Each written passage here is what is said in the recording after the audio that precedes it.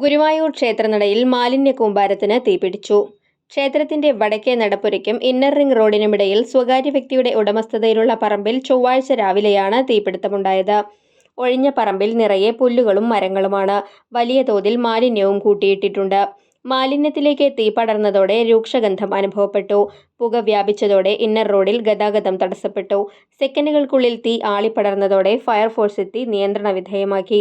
അരമണിക്കൂറോളം സമയമെടുത്താണ് തീ പൂർണ്ണമായും അണച്ചത്. ബാംഗ്ലൂർ സ്വദേശിയായ ഗോപാലകൃഷ്ണന്റെ ഉടമസ്ഥതയിലുള്ളതാണ് സ്ഥലം. മാലിന്യം 15 ദിവസത്തിനുള്ളിൽ നീക്കം ചെയ്യാൻ fire station officer S Biju സ്ഥലമുടമയ്ക്ക് നിർദ്ദേശം നൽകി. സ്ഥലമുടമയ്ക്കെതിരെ നടപടി സ്വീകരിക്കുമെന്ന് നഗരസഭാ ഉപാധ്യക്ഷൻ കെ ജ്യോതിരാജ് പറഞ്ഞു. പോലീസും നഗരസഭ ആരോഗ്യ വിഭാഗവും സ്ഥലത്തെത്തി പരിശോധന നടത്തി. മാലിന്യം ഉടൻ നീക്കം ചെയ്യണമെന്നാവശ്യപ്പെട്ട് നോട്ടീസ് നൽകിയതായി clean city manager K C Ashok പറഞ്ഞു.